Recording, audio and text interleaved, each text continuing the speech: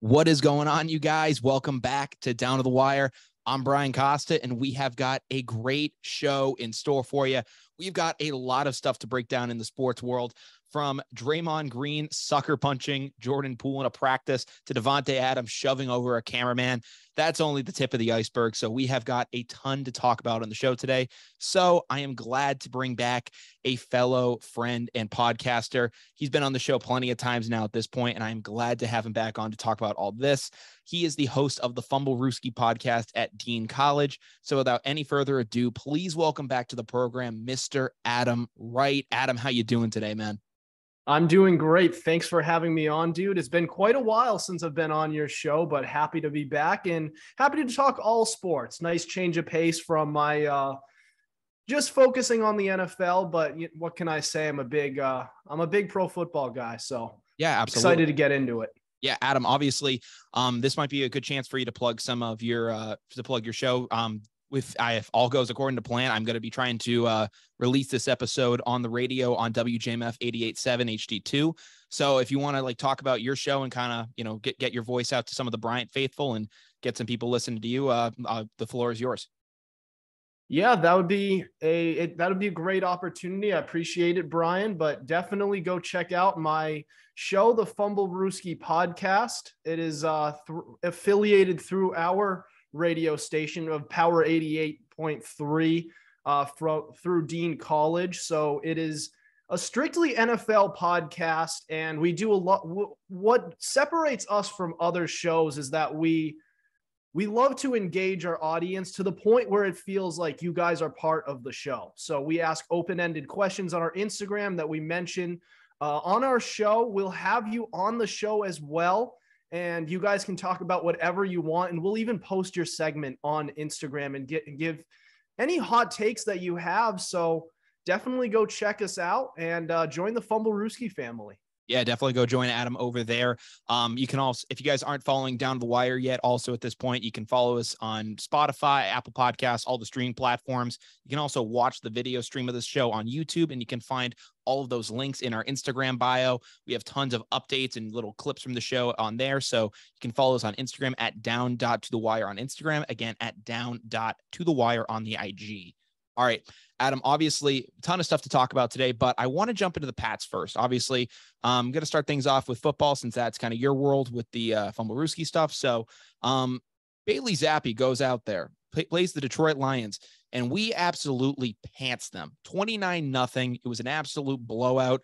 And, I was frankly a little bit worried. I mean, people have been pumping up the tires on the Lions for some time now. Dan Campbell has, been really kind of getting some star treatment, and part of me was kind of worried as to how the Pats were going to kind of go about this with their third string quarterback. Brian Hoyer obviously was going to be missing more time. He was placed on IR after suffering a concussion in Green Bay.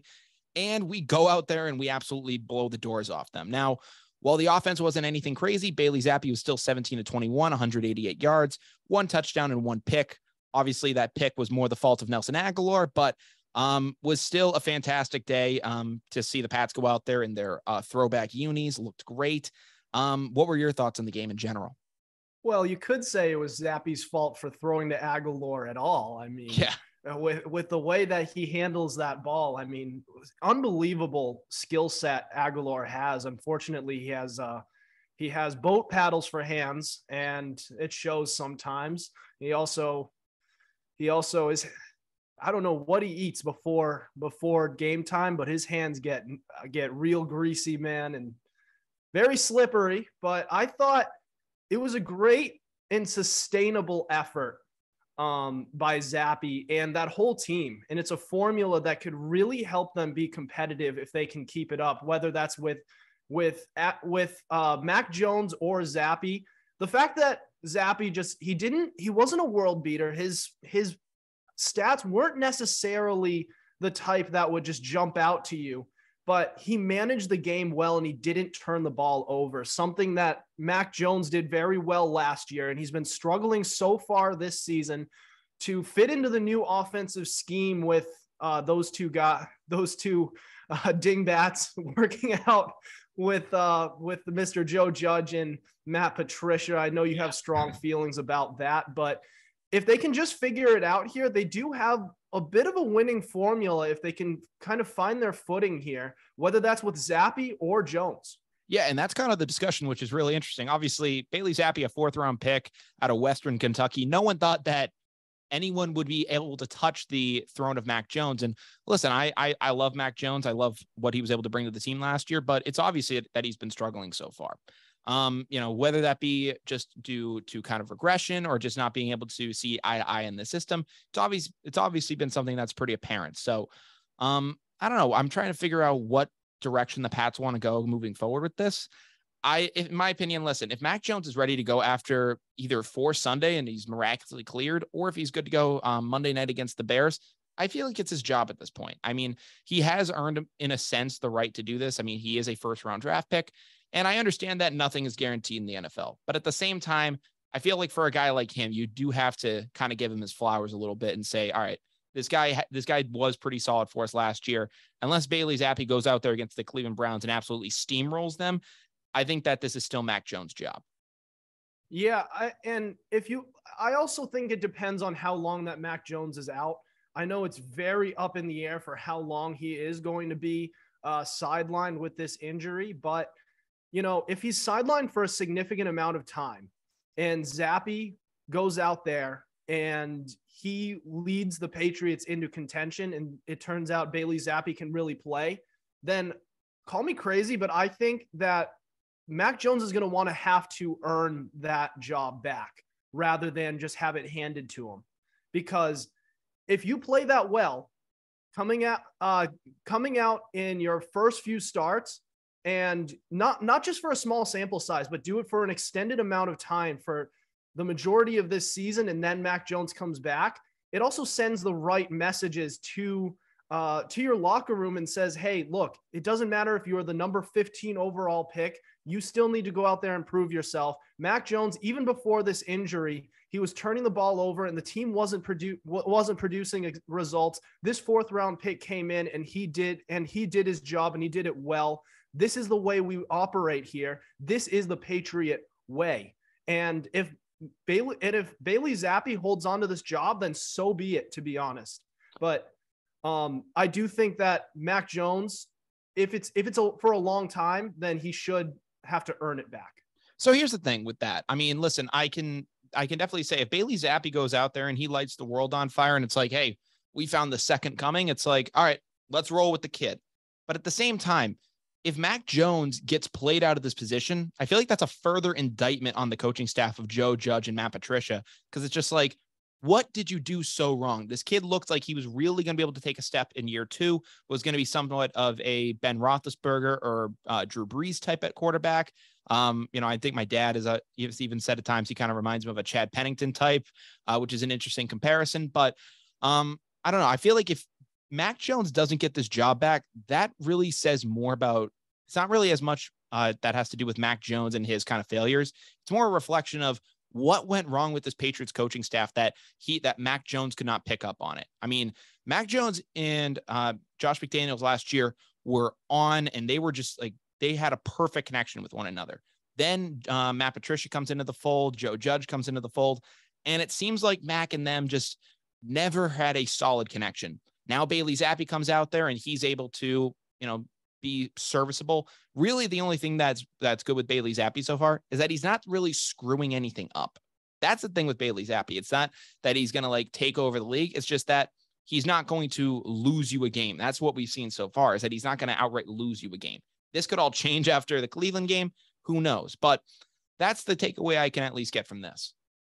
Right. Well, I'll tell you what went wrong here is Bill Belichick didn't really take the offensive coordinator position seriously. And instead of replacing McDaniels with a legitimate guy to be the next man up, they brought in a career defensive-minded guy in Matt Patricia, and you brought in a special teams guy in Joe Judge. Yeah. And you expected to turn water into wine, which is typical Bill Belichick.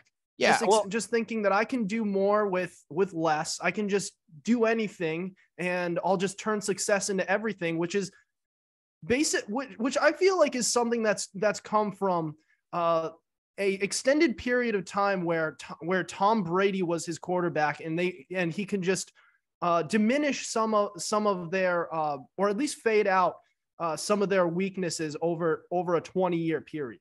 Yeah. I mean, you can make a case for it, but at the same time, here's my thing with Belichick.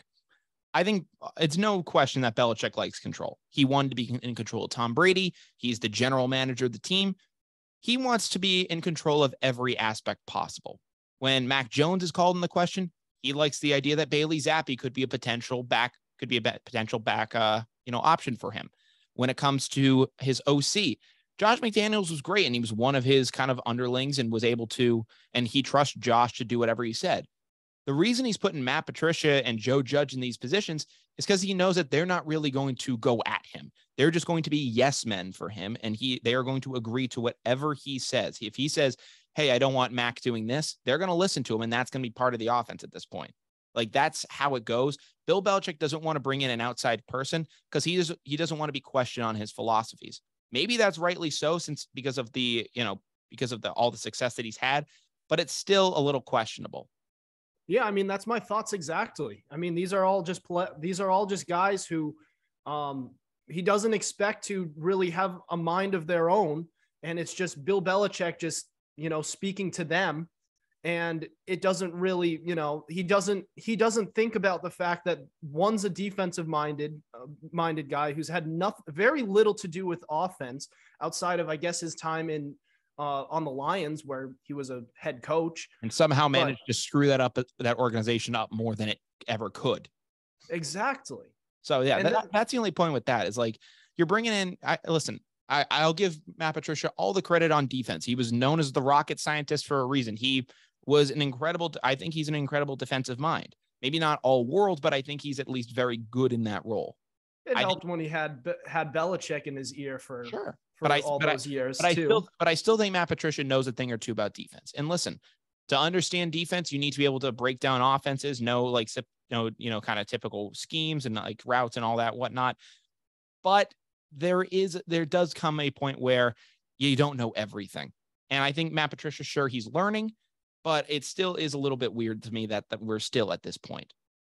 Yeah. And you still have Joe Judge in his other year as well. Mm-hmm. who's a special teams guy. And I've been kind of I wouldn't say I'm defending Joe Judge, but at least I would say, doesn't special teams kind of have something to do with offense, like a little bit? Well, it's not even I think special teams is a little closer to offense than defenses. Well, Adam, Joe Judge has worked with the offense before. I think he's worked with the wide receivers. He's worked with other people on the offense. I don't necessarily have a problem with him working on the offense. That's not an issue for me. Right. So he has a little bit of involvement. Patricia he's always been a defensive guy. Patricia was a complete wild card. He was a complete wild card with that. So that was kind of my whole issue with that. As we do look forward to this, though, obviously, people are saying, like, if you live in New England, you've been hearing a ton of Zappe fever. I know they've been talking about that a lot over on 98.5 The Sports Hub.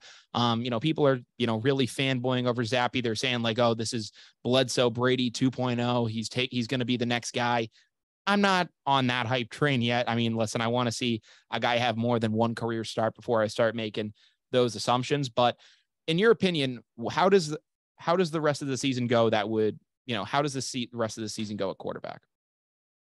So what they could do is you could just roll with the hot hand, and whatever works. I mean, this is kind of like something that used to happen a lot more during bygone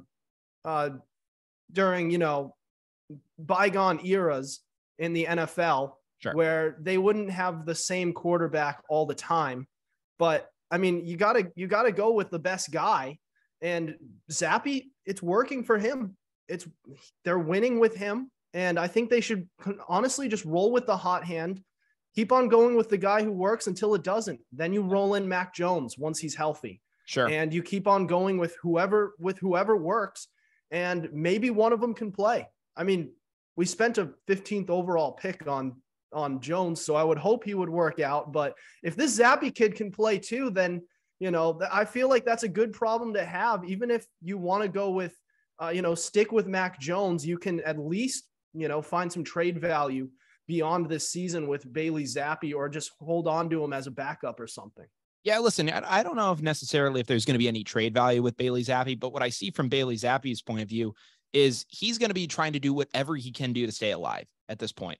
Think of Tom Brady when he first came onto the Pats. Now, years later, Tom Brady can see himself as the greatest quarterback of all time.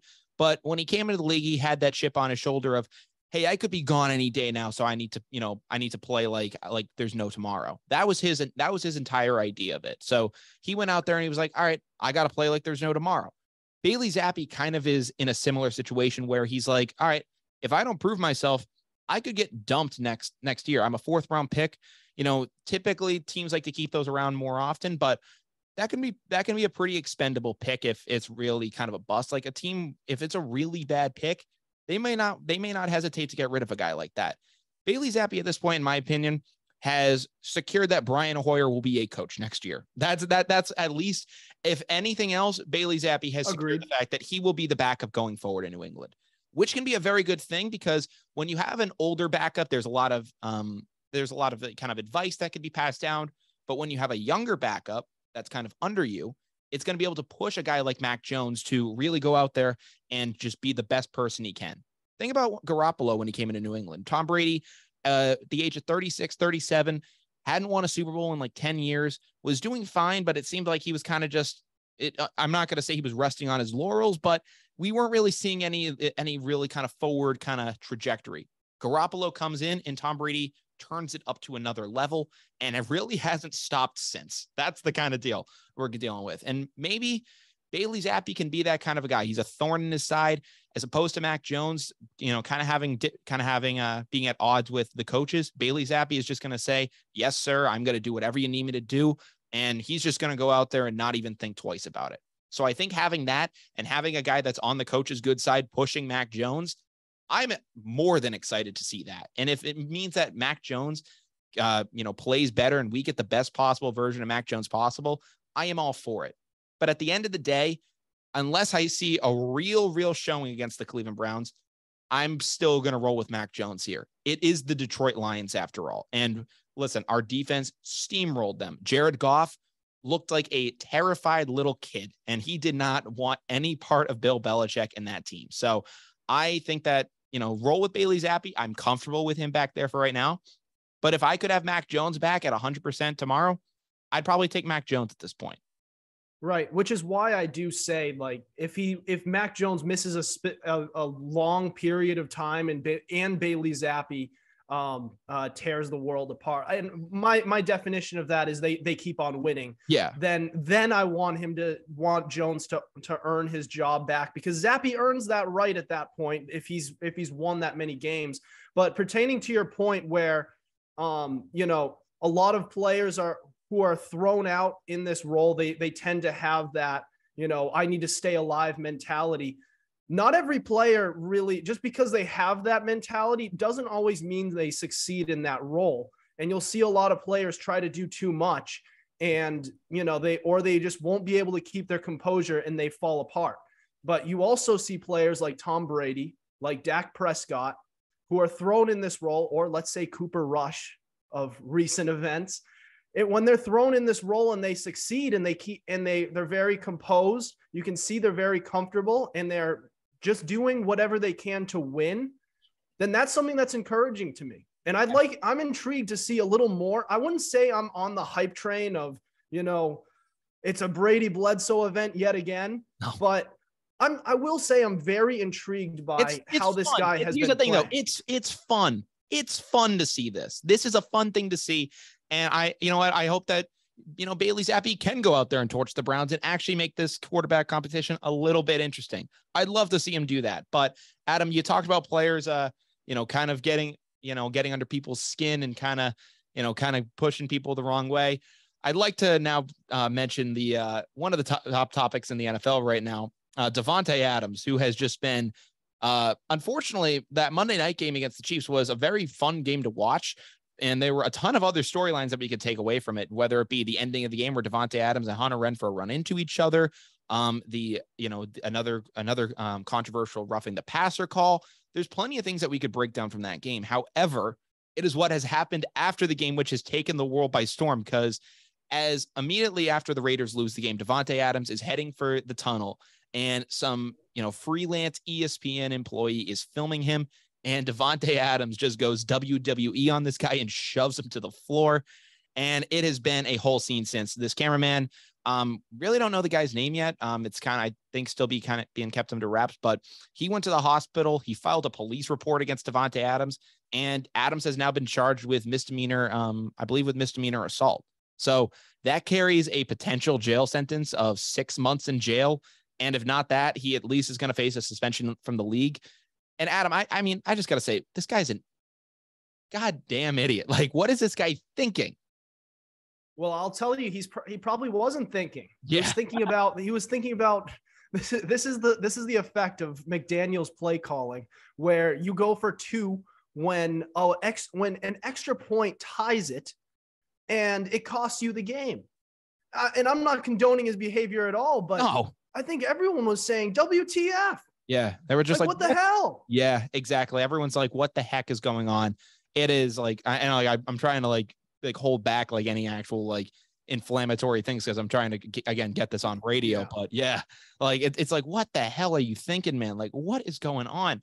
So I mean, you see this whole thing go down, and it's just a total nightmare. Now, this was something I was talking about in my class, and as a communications major, there's I believe there's this one girl in my class that works for the Patriots over the summer. And listen, you're told when you go into that setting that, like, it's sometimes either written on your press pass or it's just understood. Hey, when you're on the field with these guys, things can happen. Obviously, you're not expected to get shoved over, but it's like, oh, maybe if you get hit with a football, you can't do anything about that. Now, this is obviously a different situation, but a guy like this, don't you think should know not to be in the tunnel as a guy's running off the field? I mean, yeah, but I mean, all he did was just stand there. So there's really nothing that you can do to say, like, there's no way you can from what I heard, he was on one side of the tunnel, and as Davante was coming over, he ran to the other side of the tunnel.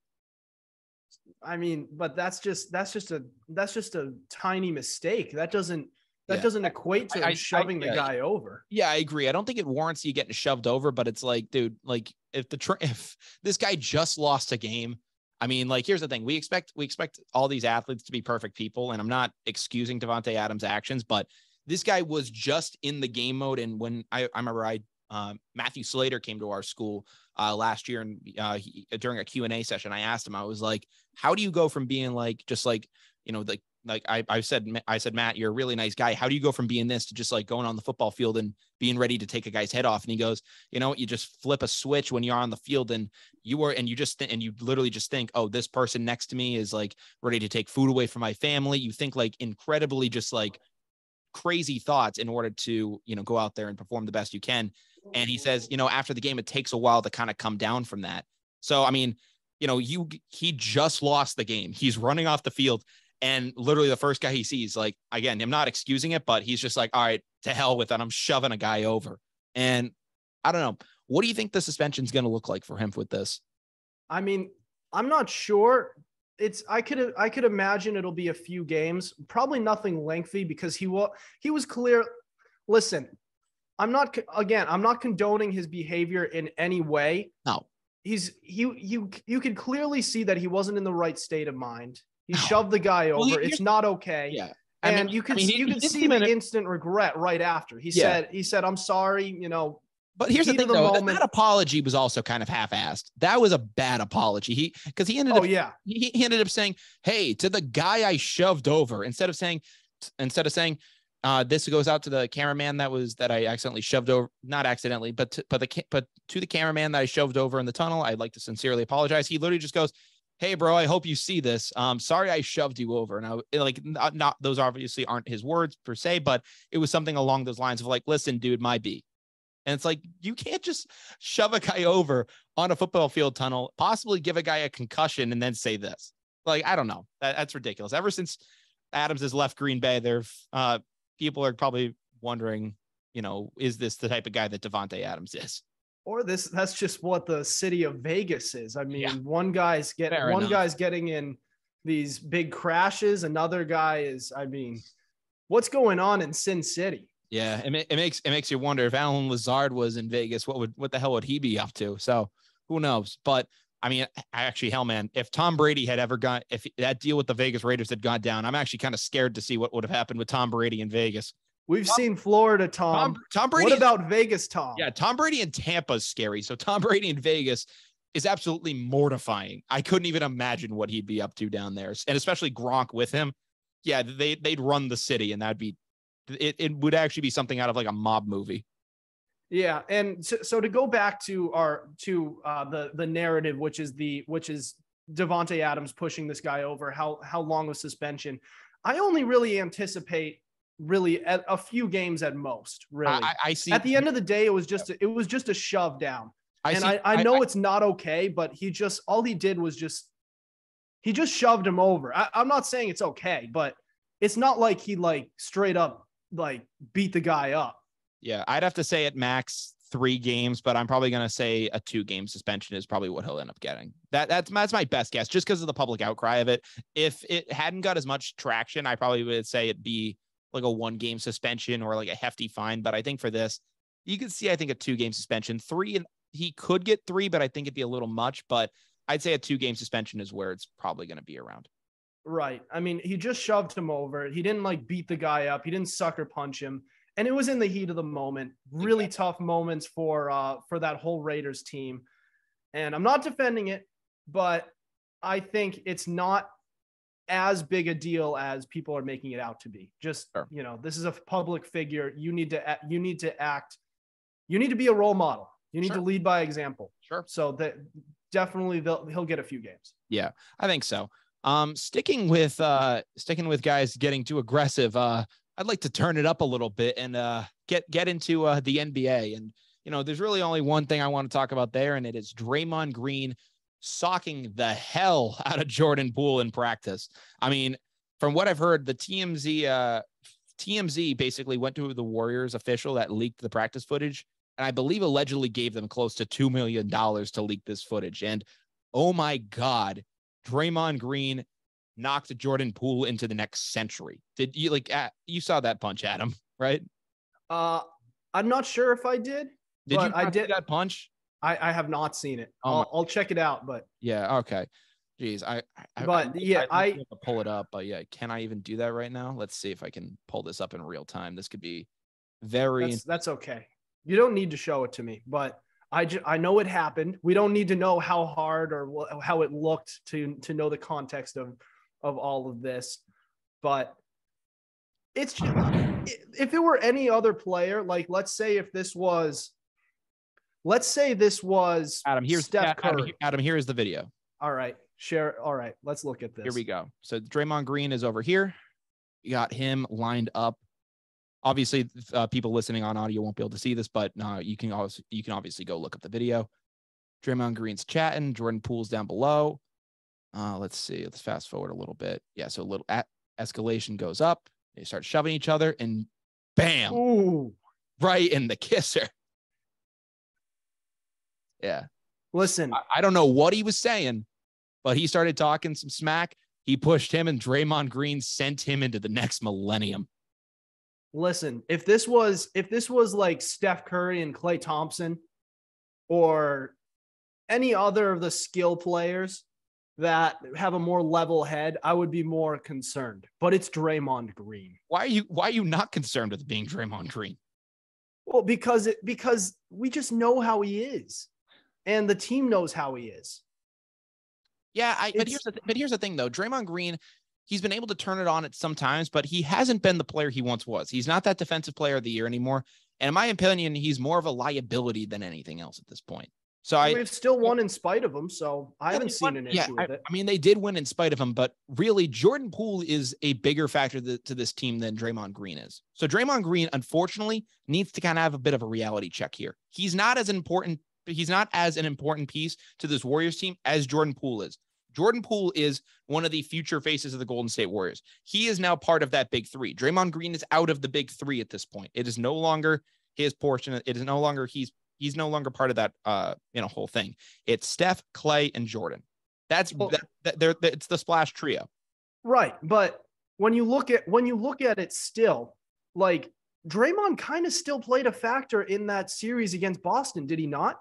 Like it wasn't physically, like he wasn't playing as great defense as he once did. He certainly wasn't contributing on the offensive side, but the way he talks, the way he was able to get into Boston's head, it worked. And I hate to say it, but here's the thing. It works, but at the same time, I feel like Draymond Green was cashing checks that Steph Curry was signing checks that Draymond Green was basically cashing checks that he couldn't basically do.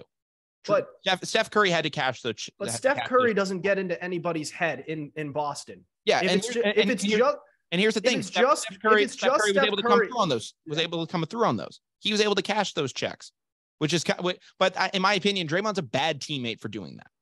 For him coming out and saying, "Oh, we're going to do this to you. We're going to do this to you," and Steph Curry having to be the guy that does that, while Draymond is kind of just like fouling out of games, getting teased, and just like being this kind of guy.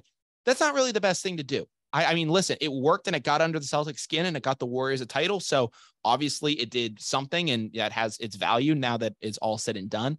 But at the moment I was like, all right, man, if you were going out there and you were like grabbing all these boards and you were being, a real kind of factor out there, I could understand you talking all this smack. But if you're going to do that and you're going to have the performance that you did, I just can't respect that. I can't look at that the same and be like, oh man, he's really going out there and he's, really battling on the boards. So you know what? Let him talk his smack. No, he didn't have the best finals. So Steph Curry had an incredible finals and luckily was able to bail him out. But if he didn't, and he had gone down the way he did, he would have looked like a whiny brat. Right. But his production on the court is not it was never the intrigue with Draymond. It was always how he was able to get into under players' skin, not just through talk, but also through the way he acted on the court. But it got the Jason Tatums and the Jaylen Browns of the world frustrated. Sure. And they weren't able to answer to Steph Curry's threes. And maybe without Draymond Green on that court, the Brown and Tatum have a more level head and they're able to match what Steph Curry and Klay Thompson brought to the table. Okay, but here's this. Draymond Green can dish it out with the best of them. I agree. He can be pretty good at talking smack. You need to be able to take it too. I mean, Jordan Poole, for what it's worth, he's a great player. If you can't take Jordan Poole bringing the heat, and if Draymond Green actually said on a podcast, hey, I like that Jordan's able to go at these guys in practice and really, kind of talk some smack and get the best out of them. He acknowledged that Jordan Poole is good at this. And he's like, yeah, man, let him do his thing. He's a great kid. What could he have said to you that really took you over the level? That's his game. You understand the idea of smack talk. It's to get the best out of someone. As someone who is considered a pro at it, how come you can't recognize that? How come? Because he's Draymond Green. Yeah. Because Marcus Smart is Marcus Smart. Okay, but why can't he understand, oh, he's just trying to get under my skin right now. I've done the same thing. He'd probably consider himself the king at it. Why can't he say, that's your best smack talk? I'm going to give it right back to you. Like, if that's really his game, he should be able to give it right back to him and probably give him a burn that would absolutely destroy his career. He should be able to do that. If he's able to talk all this smack, if he thinks he's like the next Larry Bird of smack talk, he should be able to give that right back to him. He probably does. It's probably a lot different when it comes to your teammates. Sure. Because he wants to be recognized as that trash talker, as a legitimate factor on this team, which you and I both know in terms of talent, he doesn't really bring much anymore. No, but with his mouth and with his actions playing dirty, it works. It works. And you can like it, you can not like it. I sure don't respect that type of game, but it works. And they win games, and they won a championship. They won several championships under Draymond's watch. I mean, now, it's Curry and Draymond. That's probably encouraged. I mean, if you watch the Michael Jordan doc, The Last Dance, Steve Kerr, who's now the coach of the Warriors, literally talks about Michael Jordan punching him in practice, and that basically, he gained a lot of respect from Mike for that. And it's just you gained a lot of respect from Mike for that, for him. Kind of from him blasting you in the face, that did it. But he's like, yeah, man, I got a lot of respect for him. Now it was a different era though, wasn't it? And now the 90s and 80s, those were known as times when physical errors. It was more physical. Now, the players are a lot we'll say softer because the game's a little watered down. Sure. The refs don't swallow their whistles. So the players aren't used to it. So when you get a Draymond or I'll say a Marcus Smart as well, sure. Then, I'll bring in Lance Stevenson as well, as he's done something like that. Or a Pat when you have players like that, then players don't know how to respond. And when you combine that with the talent of Steph Curry, of Klay Thompson, of Jordan Poole, of Andrew Wiggins, then it's hard to stop. That's a tough combo to beat. Yeah. You have talent and you have the physicality that Draymond brings and the trash talk. I mean, I in my opinion, here's the thing. I want to see Draymond turn up the heat a little bit more this season. If he's able to back up his smack talk, then the Warriors, I mean, are in the driver's seat to repeat their championship run. But if this is what it's going to be, to where he's just like, where he's like trying to, cash all these checks and he really can't do that.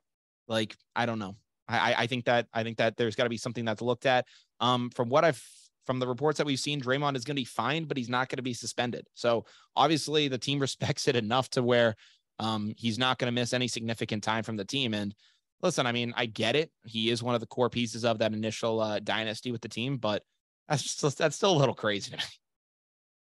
Yeah, I mean, we can talk about that. All I'm saying is that what Draymond does works, and whether you like it or not, whether you like what the role he plays on that team or not, it works, and it plays a significant factor, and it has over the past decade, where the Golden State Warriors have really ruled the world here.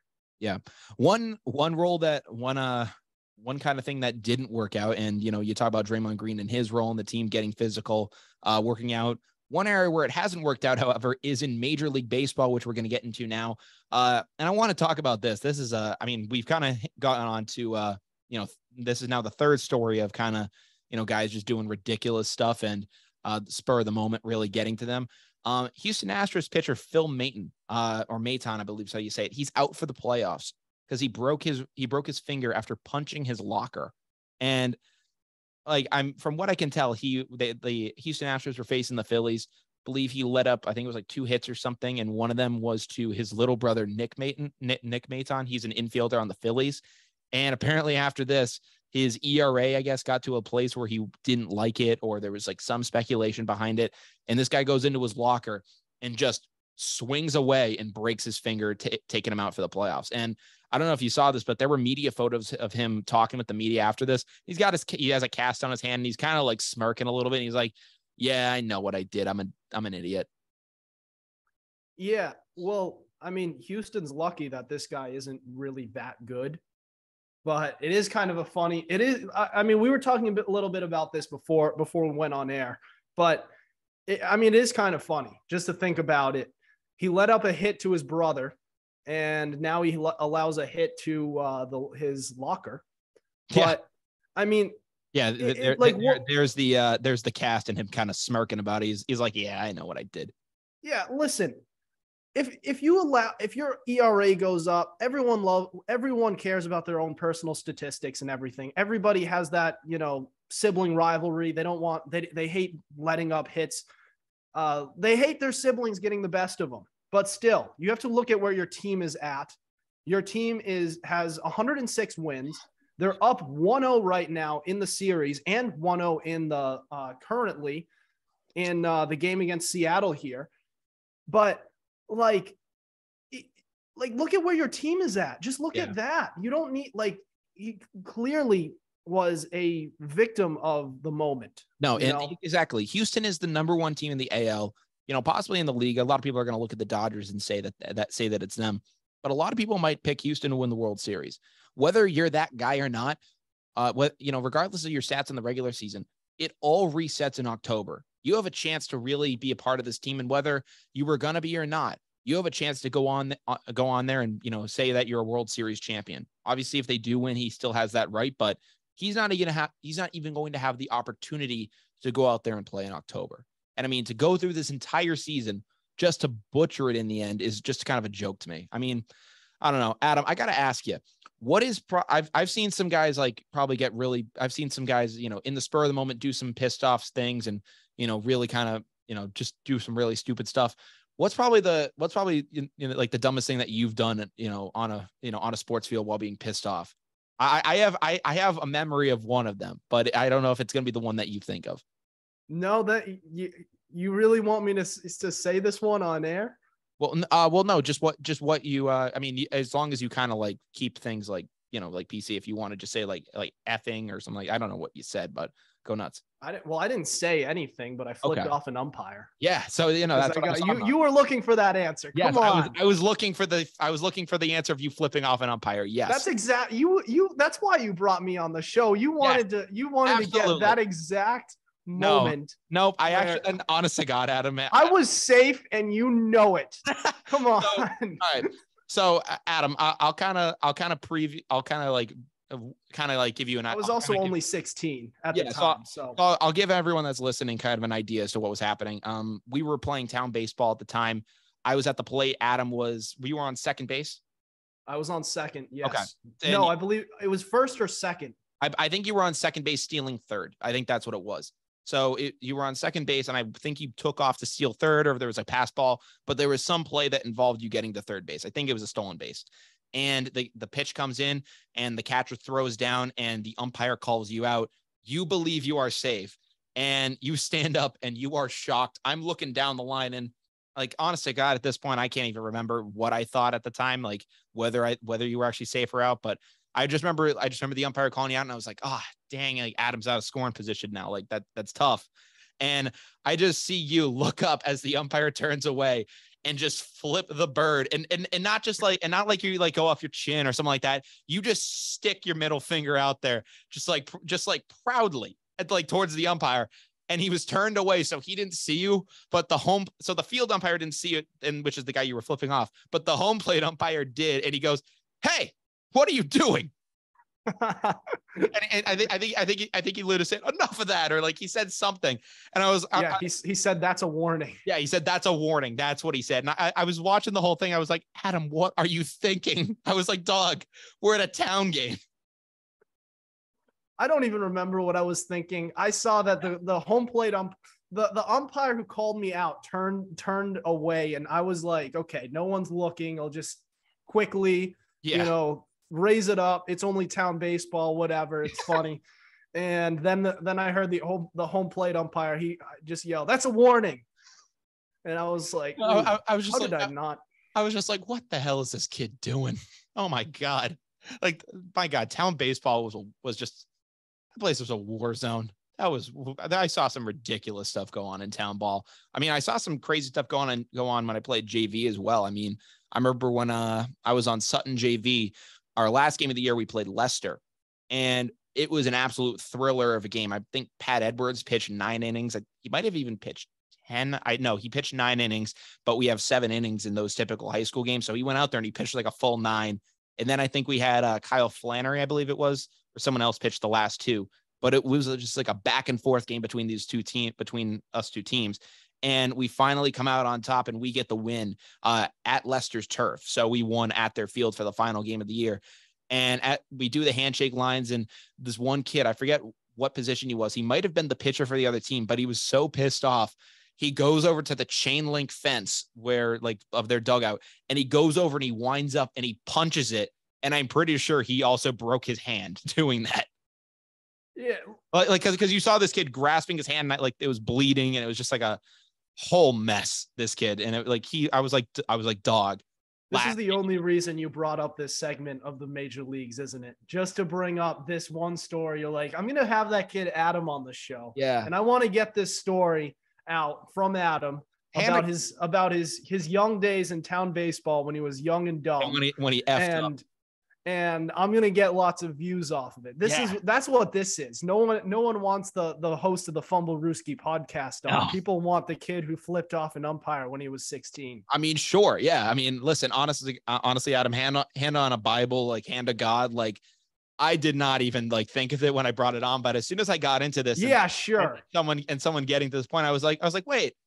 Adam had an interesting moment back during his baseball days, and honest to God, I have too. I mean, I remember I would like after I think it was like a summer league game, and like I grounded out for like the last out or something like that, and I just chucked my helmet down the line, and I was like, you got to be kidding me, and obviously people get pissed off, but I don't know, when you see it on like the major league level, it really kind of humanizes these guys and just makes you realize like, wow, these guys are just like me. A little bit. So we could also think about the time when Tommy Pham punched, he slapped, what was it? Jock Peterson. He slapped Jock Peterson over fantasy football rules. Yeah. And what was it? It was the one where it's like, if a player is on your reserve IR spot and the player comes off the IR and you leave them there, then it serves as an extra bench spot. Yeah. And they say that it's cheating, even though if it's illegal for everyone to do it, then is it really cheating? Cheating is an unfair advantage.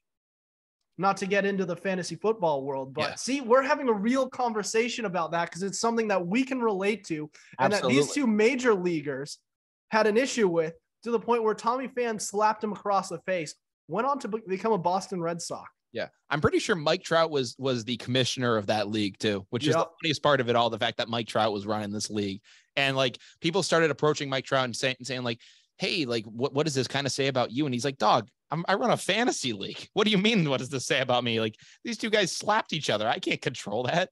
Like, I don't know. I just found that all to be really funny.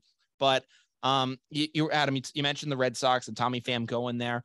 The future of the Red Sox right now is kind of in an interesting spot. So I saw recently that Red Sox kind of beat writer Chris Cotillo. I saw him on Twitter like the other day, sometime last week, and I was gonna get to this, but just wasn't able to put out an episode in time on it. And he basically ended up tweeting out that Chaim Bloom is starting the process of trying to re-sign Xander Bogarts. He said that they will start quote right away with that process, and that they're also looking at some other things too. So, do you believe Chris Cotillo and potentially Chaim Bloom on this, or no? And so we talked about this when I was talking about when we were going to do this show today. Sure. And I thought, so it depends because we don't really know too much about it. All we know is the tweet. But if it came from, so let's say ownership stepped in. Yeah. Then I think that any bidding war they get into, the Red Sox will win because if ownership is that desperate to step in and say, we're losing our fan base, you need to go in and you need to actually make an effort to go get Xander Bogarts, to go get Rafael Devers, get those two guys back because they are the faces of our franchise. Then I think that this is legit. Yeah. If it's just Chaim Bloom saying it and letting it get leaked out, then I think that this is going to be just a little, phony little like Chaim Bloom going out. They'll be part of the bidding war. They'll be in the middle of it. But then they'll sell to their fan base, well, we tried, but the offer was too much. When we all know damn well that the Red Sox have the money to do this. Yes. The Red Sox have the money to compete with LA and New York, even though New York has kind of taken on the same philosophy the Red Sox have been. Yeah, New York is kind of dialing it back a bit. I mean, I still think they're going to re-sign Aaron Judge, but you have seen that kind of a philosophy. Right. I mean, here's the thing. I think the Red Sox they could re-sign Xander Bogarts. They can re-sign Rafael Devers. They could do all of that right now. And they have the money to, because again, they may not have the money like LA does or like the Yankees do, but they still have more money than you and I could ever dream of. And if they and they could go, they could doesn't say much, but they still have a lot of money. Yeah. But here's the thing though. They could do all that. And then they could even sign Aaron Judge on top of that. They theoretically could do that. But with Chaim Bloom and his cheap philosophy, they're choosing not to. And maybe that's an indictment of John Henry and the ownership. Maybe that's an indictment of other things. But listen, I think that John Henry is going to kind of wake up and realize, hey, I don't like this whole like losing team thing. I mean, you saw that last Red Sox game of the season. Stadium was almost kind of empty. I mean, it was a rainy game, but to see the Red Sox stadium that empty, especially for their last kind of go around of the year, for Xander Bogarts' potential last game as a Boston Red Sox, you'd think you'd see a bit more people in the crowd there. So a lot of people are turning away. And listen, that happened after the Mookie Betts deal. A lot of people kind of, when that fell apart and it was like, all right, we're going to trade him away. A lot of people were like, all right, like this team just traded away another great star. He's a future face of he's not even a future face of the league. He's a face of the league. All right, I'm done with this team now. Like I need to a lot of people walked away. Then the 2021 magical postseason run brought it all back. You know, in the regular season of 2021, the people kind of got back into the Red Sox, but it was that October run that they went on that really that kind of reinvigorated that Red Sox Nation kind of life. And it really brought that kind of like fervor back to the team. If Xander Bogarts and potentially Rafael Devers go off this team, it would take a long time before you see that Red Sox Nation really return in the way it did in 2021. Because if you just keep on killing off all these members and faces of our franchise, Xander Bogarts, who was here for 2013 and 18, you know, being our longest tenured member at this point, you know, that's going to turn a lot of people off from this team. Yeah. And so I like that point because Tony Maz says this a lot, and credit to him over at 98.5 The Sports Hub. Sure. But he always says, there's no excuse for the Red Sox to ever finish in last place with the resources they have. Now, you can't expect them to be in contention all the time. That's just, especially in baseball, that's unrealistic. But with the resources they have and, you know, the professionalism and the competence of their front office, they should be able to have the young talent coming up. They should have the money and resources to haul in some talent from throughout the league and to retain the stars that they have. And it feels like Chaim Bloom is kind of spitting at all of that and just trying to run this like he's still part of the organization that is the small market team of the Tampa Bay Rays. Yes. And I love being analytical about the talent you bring in, but still use the resources that you have. Yeah. It's like, why have all this money if you're not going to use it? Yeah, Adam, here's the thing. I definitely agree. Tony Maz makes a good point that the Red Sox should never be in last place. I mean, unfortunately, though, we've kind of gotten used to it over the past couple of years. I mean, I think it was either 5 of the last 11 years or 6 of the last 12. I forget what the exact number was, but it was something that they said over there. The 6 of the last 12 or 5 of the last 11 years, we finished in last place in the AL East. And then when you think about that, think about the other teams that, you know, in terms of payroll that it goes the Dodgers, the Yankees, and those two teams kind of flip-flop. And then it's us. The Red Sox have had years where they're at the top of the league and they're competing, and then years where they're scraping by at the bottom of the barrel. Are you sure it's 5? Because they finished last in 2012, 2014, 2015. And then there was, in 2020, they weren't in last. It was the Orioles, even though the Red Sox were historically bad. Of the last 11 years, I'm trying to think, though, but it's been, I forget what it was, but pretty recently, they've been in last place a lot. And at least I agree with that. Should be. So, I mean, that's like the Yankees finishing in last place so many years. It's like, you can't fathom it. And Adam, that's to my point. It goes, in terms of payroll, it goes the Dodgers, the Yankees, and again, those two flip-flop, and then the Boston Red Sox. When have we ever seen this? The Dodgers haven't been in last place in God knows how long. They've been in, I think they've won that division for the NL West for over 10 straight years at this point. The Yankees, I don't think I've ever fallen to the last place. I think the furthest I've ever seen them get is like 4th place. But even when they were considered, even when they were considered to be rebuilding or reloading the team, I think the furthest you really ever saw them fall was like 3rd place in that division. So there was always kind of a little bit of a fight with them. And maybe at the end, like when things fell apart, you'd see them fall into 4th place, but they always usually hung around in the middle of that division and, you know, kind of made those matchups against the Red Sox and the Rays always interesting when they faced them. That was always the thing with them. So that's the thing. The Rays can fall back into last place at times, like at the Orioles, the Blue Jays. Those are smaller market teams, and that just happens. This shouldn't be the case with the Boston Red Sox. It should pretty much universally always be a dogfight between the Sox and the Yankees. The Rays can get in there and make things interesting because they do all the time, but that's typically how it should be. And whether that's an indictment of ownership of the general manager that we have now in Chaim Bloom, which I've had plenty of issues with, I think that we need to spend more money. That remains to be seen. I think that this offseason, John Henry is going to get involved and say, all right, we can't do this whole last place thing anymore.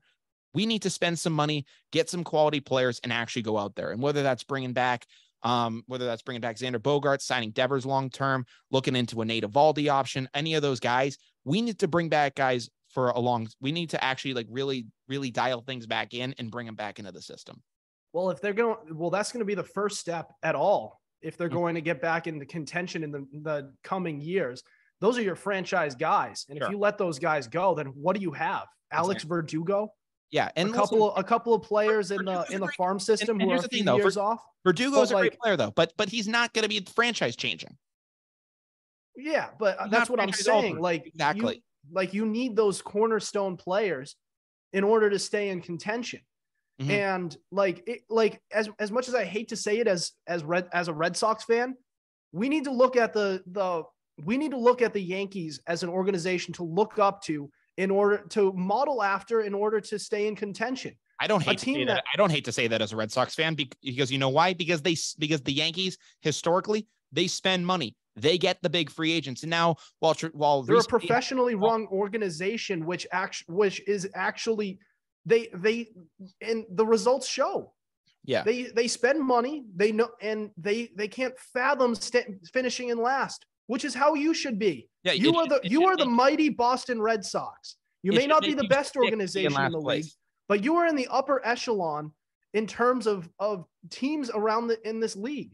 And there should be no reason why you ever finish in last place. Yeah. It should make you sick to be in last place. And I hope that John Henry is, and it makes them go out and do something about it. So, I really hope that they go out there, but if they decide for Xander Bogarts to walk, Rafael Devers coming back is a must. I can understand if you say Xander Bogarts is hitting 30 at this point, you usually see production decline.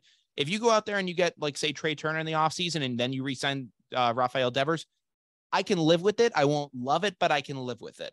But there is no question in my mind right now. Rafael Devers, who's one of the best, not even young faces in baseball now, one of the bigger upcoming faces in baseball. He's a power hitting third baseman, that just absolutely launches the ball. He needs to be a part of this Red Sox lineup for the foreseeable future. There's no question in that. Tristan Casas? Yeah, Tristan Casas is an amazing looking prospect. Average was kind of tough towards the end of the season, but I think that, the power he's showing, he could have a pretty good role in 2023. Additionally with that, Marcelo Mayer is 2 years away. And listen, you could say, oh, credit to the Red Sox for getting Marcelo Mayer. No, they had one of their worst finishes in the history of their team, which led them to getting that pick. So, I'm glad that he'll be coming up in the system, but we need to make these moves now and really, lock down some of these younger guys. So that way we can really make a push going forward. You know what I'm nervous about as well is, and I hope ownership is stepping in and saying, no, don't do this. Mm-hmm. But I really hope they're not basing their entire future on Marcelo Mayer and just waiting for him to come up and saying, this is going to be our franchise guy for the foreseeable future. They're going to wait for him to develop as well. And then once his contract is up, then they're going to let him go as well. Yeah. And it's just going to be some endless cycle where they act like they don't have any money or that they can't trade for any players or anything like that. And then the transformation into the Tampa Bay Rays is complete. That's the thing, because here's the thing. I think having, combining a money ball philosophy with the Red Sox payroll could be a very valuable thing. I don't think that there's anything wrong with that. If it was a matter of us saying, all right, we could overpay for this middle of the rotation guy, or we could maybe spend a little less money and get like this sneaky good player, maybe take a Michael Wacha type, do that. And I don't have an issue with that, especially if it means that we can get some good quality production guys. But when it comes to signing high caliber quality free agents, we can't be playing the short end of the stick here. We need to be front runners in a lot of these free agent discussions. Do you remember, have you ever watched the movie Moneyball?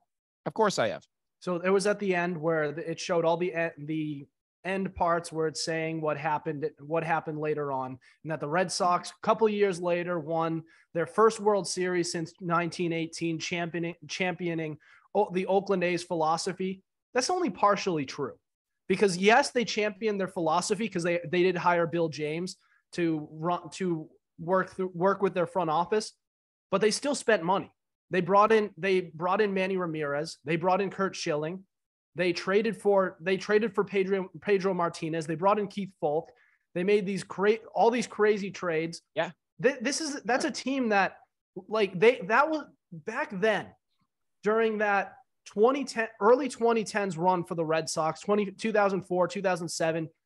That was the perfect combination of using analytics and using their resources. They spent money and they also were smart about it. Theo and that's what they need to do going forward. Theo Epstein was the golden example of that. And I think that a lot of these young GMs, they try to be like Theo Epstein, but they forget the part that Theo Epstein wasn't afraid to make the big trade and wasn't afraid to spend money. That's the thing. Theo Epstein could be very analytical and could really understand like things like that. But he also wasn't afraid to give Manny Ramirez a big paycheck, and not maybe whether that's his deal or not. He wasn't afraid to go out there and make big trades. I mean, evidently the Red Sox decided to go in a different direction with him, and he ended up going to the Cubs. But even look at that, he was able to bring in some guys there and win a championship. So, I think the Red Sox, there needs to be a look. They need to take a look in the mirror and really kind of reestablish some stuff with themselves. Also, guess who was a Theo guy between Bogarts and Devers? Both of them. Theo is still making an impact on this team. Yeah. Not Cherington, not Dombrowski, not Chaim Bloom. Theo Epstein is still carrying this organization. Again, mind you, Theo has been gone for 11 years, and we are still writing off his successes. Yeah, but don't forget about Marcelo Meyer, the exciting prospect coming up. The always entertaining Marcelo Meyer. Here, listen, I think he can be really good. I think Marcelo Meyer could be very, very good for this team. But he could. We can't get out too ahead of this just yet. We need to really, we can't just put all our eggs in the Marcelo Meyer basket and then have it all fall apart on us. We need to actually have a pretty smart offseason, go out there and get some guys that can really help this team down the stretch. And, I think the Sox, they have the potential, if they have a good offseason, to be right back in the hunt next year. If the pitching comes back and Chris Sale somehow isn't injury prone again, hell, I'd say we have a shot, and then just kind of run from here on out. And I think that if we get some more pitching and really establish ourselves, I think we got a pretty good run. Where do you, so not to count our chickens, but let's say they keep Xander Bogarts. Let's say they keep Rafael Devers, and Tristan Casas is still in the mix, or Casas. Let's say Marcelo Meyer does come up in the next few years. Where does he fit in all this? Does he go to second base? Because don't forget, there's still Trevor Story. And that's what where does he fit? And that's what I wonder. So, if I had to take a guess, what could happen if we were to keep Bogarts, keep Devers, again, keep Story and Casas in the infield, what I would probably see happening is JD Martinez has had his last year with the Boston Red Sox. In my opinion, if they bring him back, it'd be on like a 1-year deal. I don't think JD's going to be back with the Red Sox for much longer than a year, if that. So you're saying DH? I was playing in the outfield. No. So what I would say would happen is Rafael Devers, who is okay at third base. He's solid. He's improved. I would say that Rafael Devers would probably slide into the DH slot, and that Marcelo Meyer would take over at third base. That's not a bad idea. He came up as a shortstop, but let's face it, shortstops are pretty versatile. They could play a lot of different positions. I think Jose Altuve was originally a shortstop, and obviously, being 5'6", they said, all right, no, we're going to stick you at second base. Dustin Pedroia was a shortstop, and they said, we're going to put you at second base. Xander Bogarts, a shortstop, played third base in the 2013 season. So, I think Meyer could theoretically slide into third base. If he proves to have more range than I anticipate, you could look at the outfield, but I don't know theoretically. But I don't know what the outfield's going to look like in 2 years. I'm just worried about what happened with the Xander Bogarts situation, because he did go to third base, but if you remember after what happened afterwards, it wasn't a good transition after that. Yeah, and they also tried to put him back at third base, and things got even. If you remember in 2014, they weren't happy with how Bogarts was doing. And they started listening to the fans who were saying, hey, Steven Drew's still out there. He was great during the 2013 postseason run. So they stuck Bogarts over there, and it kind of got worse for him. And they had to move him back and kind of show some patience with Bogarts before he actually made some significant strides the following year in 2015. Yeah, so I'm kind of worried about that. Yeah, and I mean, here's the thing that you can do with that. You could look at moving Meyer over to third base now and seeing how he would do in the minors and kind of take a look at that. If it's a success, then I'd say make him third base full time and rock with it. If it's not, then we could reassess that and think what we could do. But I also think the reason the whole Xander Bogarts thing kind of went by the wayside in 2014 was because it was kind of an indictment on the coaching staff of John Farrell and that group at that time. I think there was a lot of just miscommunication as to how they wanted to handle the situation. Obviously give Farrell his credit for 13, but 14 through 15 was kind of a disaster. Obviously, he had cancer, but there were certain things, before that kind of went awry. And then I don't know, I think just after that, people were like, all right, like John Farrell, like probably did more harm than good in certain areas. So I think that, him giving into the fans was kind of a mistake there. I think that they should have tried to trust Xander Bogarts more at third base rather than move him back there. I think that if you get Marcelo Mayer, though, in third base at a full-time kind of commitment and make it a full-time position for him, I think he's an infielder. He could learn to play it, and he could be pretty damn good. Yeah, I completely agree. And and I know we've been going long on the Red Sox, but I wanted to touch on one more narrative with Chaim Bloom in this front office, is that the connection between him and manager Alex Cora is very, very dysfunctional right now. Yeah. Looking at it, so you can understand how it all transpired. So in 2018, right before the 2018 season, the Red Sox were looking to go in and win a championship with the core they had, because they had a team that was worthy of contention. So they needed a manager who was like, F it, let's go all in. We're going for it. Sure. They got Alex Cora, and he was perfect. He was perfect for the job. And then afterwards, a couple of years later, they had to go in a different direction and go towards building up that farm system, which meant a little bit of playing ahead, which Alex Cora is just not made for. And so with Chaim Bloom playing 5 years ahead and Alex Cora playing for right now, which is what he was brought in for, it causes a little bit of dysfunction. Mm-hmm. So I wonder how that's going to fit between the two of them going forward, because I love Alex Cora, and I am still intrigued by the idea of Chaim Bloom, granted that he runs this organization correctly. So I wonder how that's going to work out. But what do you think? Yeah, I mean, listen, I think ownership, it could be good if ownership steps in, but at the same time, we need to make sure that they're stepping in and making the right call, because the last time you had ownership really step in after a bad season, we had the signings of Pablo Sandoval and Hanley Ramirez. So if they're willing to go out there and they're willing to spend money on bringing back Xander Bogarts and Rafi Devers, then have them go for it. But if they start going hog wild and bringing in guys that don't make sense, or just doing it for the fans' sake of it, I still want smart moves coming from this team, but I do want to see us be willing to spend some more money. Moneyball never works, folks. So I mean, like, for a small market team, it can work. And like for the Oakland A's, it worked, and it got them to, back to the playoffs after losing a lot of key free agents, but still hasn't won a World Series yet. The Rays are close. They were in Game 6, but analytics told them to pull Blake Snell. So it still hasn't gotten them over the edge yet. I still believe that the traditional market of, going out there and, really kind of, making your way around the markets is still the way to go. You can have a little bit of a hybrid. The Kansas City Royals did that in 2014, but you still got to be willing to go out there and get that Johnny Cueto, get that big name ticket. Do you think so? Going back, looking at that, like bringing in names that just don't make sense. Do you think they've already done that with signing Trevor Story when they already had Hunter Renfroe, trading him away for Jackie Bradley Jr. to get him back? Yeah, do you think they kind of already did that in a sense?